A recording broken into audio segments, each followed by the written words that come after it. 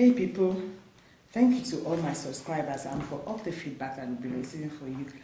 For the first time, I'm doing a Q&A. I received 6 questions and I would like to share this with my subscribers as well, because I know these are questions that people's lives, and sometimes you don't know who to talk to about them. These are things we think all the time, we think about all the time. To be useful, just to share my thoughts on, I'm not a financial analyst or planner. I'm just a financial coach, and that helps to take people on a journey from where they are to where they really want to be. So from the little experience that I've had in this professional business, I would say, I'm going to do my best to answer these questions.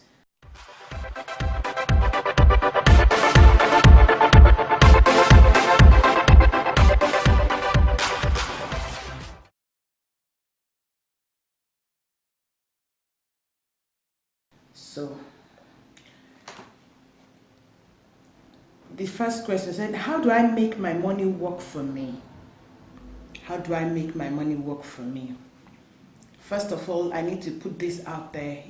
Whatever source of income, your pay slip, your business, wherever you're making your income from, that is the tool to make wealth. That is the tool. Your pay slip, your source of income is the tool to make wealth. It is not how much that you really earn that determines how wealthy you end up being. You can earn so much, but if you do not know how to channel those earnings, it might not turn to wealth. So my answer to that is that, how do I make my money work for me? Understand the things that bring money back to you and put your money into those things. Put your money into investment products, financial products that can bring it back. And if you are somebody that is passionate about a particular line of business, put your money into that business and make more money.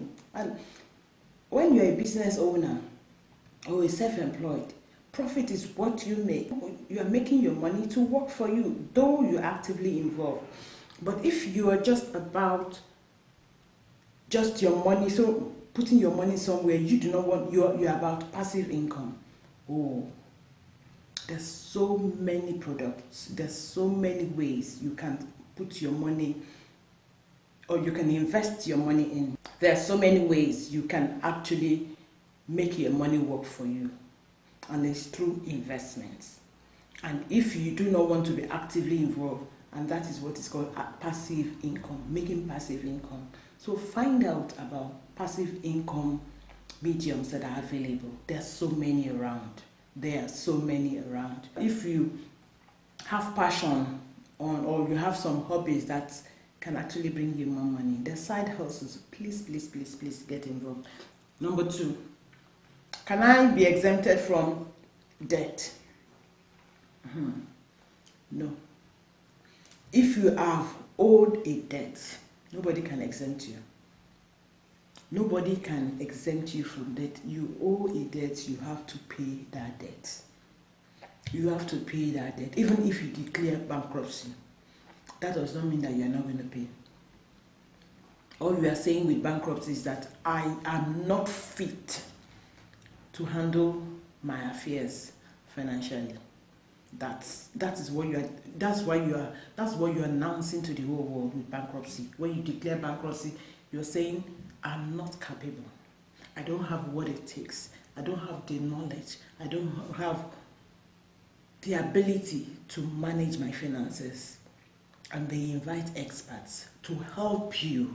And in that moment, you are not expected to make any decision financially until the end of your bankruptcy period. How do I spend my money efficiently? That's another question. How do I spend my money efficiently? Number 1, by being financially literate. Yes, I know nobody's taught this in school, but the thing is that, for anybody that wants to improve in life, you take responsibility for your life.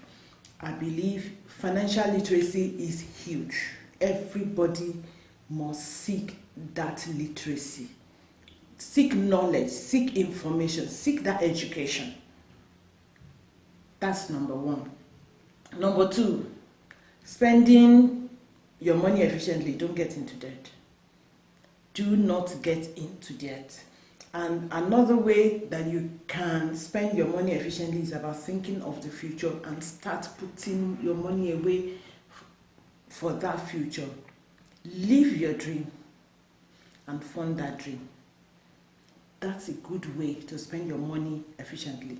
Live your dream. I'm not going to ask anybody not to live how you want to live, but make sure you're funding it. It is not being funded by another person. You are the one funding your dream, meaning that you have the resources to support the lifestyle that you want to. So that's number 3 question. Number 4, can debt affect my future? Of course. Of course, yes. It's a big yes. Debt definitely affects anybody's future. Debt can affect your future.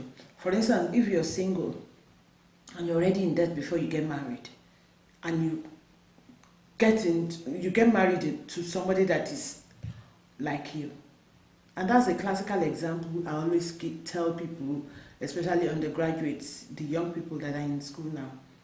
Could you imagine when you finish school with over 30-something thousand debt and you get married to somebody, you guys are starting with 70,000 debt, starting a new family? How do you think that is going to affect you? Of course, debt affects your future.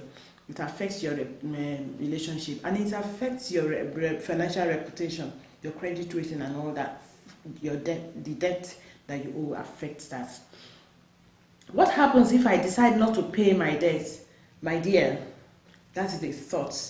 I do not want to encourage anybody, because all you have done is that you have gone to live beyond your means, and you're expecting other people to pay for that decision that you made.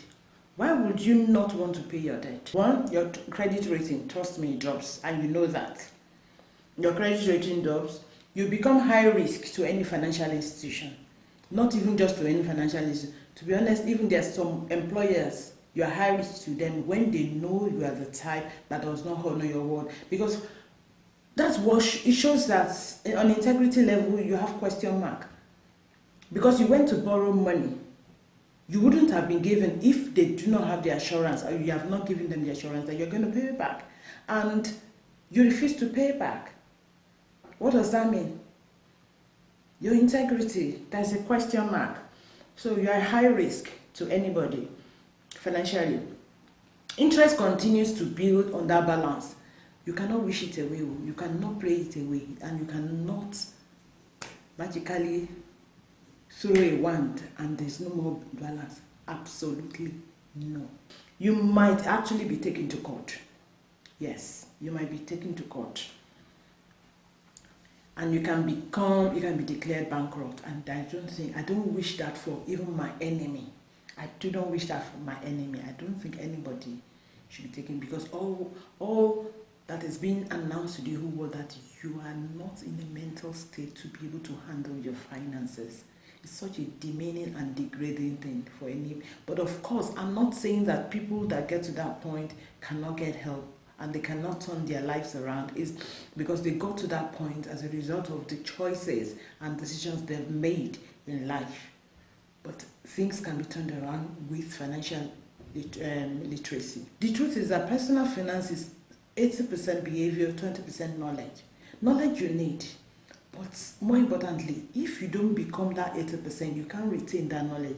That knowledge might not really work for you. So it's a combination of both. And if you don't invest in financial literacy, you might not understand what that means. Your mental health might be affected. Yes, financial stress affects people's health. It causes depression. It is something that is proven. Even apart from that, you know that you have not paid. Excuse me, you don't have peace. Because anytime there's a letter in the box, anytime your phone rings, especially when you see that it's a private number, you're not, your heart pounds. You don't have peace. You do not have peace when you decide not to pay your debt. Trust me, because there's no one, no organization, no individual that you owe that is going to wish it away and say, oh no, okay, I'm for that Christmas, it's a gift. No, they're going to go after you. And we should all guard our peace jealously. So please, please, please, please, financial stress, you need to do without it. Is it compulsory I pay my debt on time? Yes. Yes. And for me, it's not just because it is an agreement you have signed when you got that credit card or when you got that credit agreement, when you got that loan. You signed an agreement. And when you signed an agreement, you need to stick to the agreement. Your side says pay as at when due. So when you don't do it, what does that mean? You're not a man or woman of integrity. Simple. It is simple. So you must pay your debts for your own peace of mind and for your own financial or credit reputation. Pay it as at when due. And that is how you actually build your discipline muscles when it comes to money. Because that is how you know that you're actually controlling money, not money controlling you. And also, I will say that you do not want to lose your peace for anything. You do not want anybody to be, you do not want to be watching your back all the time, whether somebody's after you. So when you don't pay your debt, that is what happens to you, because people start chasing you. Those are the questions. I know there are loads of questions. I'm happy to have as many as you want me to actually treat. But these are the 6 questions that I want you to start thinking about. So until I come your way next time, those are the questions. Keep on talking about it. If you have answered any of the questions that you would have loved normally to ask if we met one-on-one, please let me know. And if you like this video, please give it a thumb up by clicking the thumb up. And don't forget to share with your friends that you think on money issues. These questions, answering these questions might mean so much to them. That means you are a blessing to such people. So please continue to win with money, and I will see you definitely at the top. Subscribe if you're not a member of this community, and I've come your way as usual every week on Tuesdays. Bye.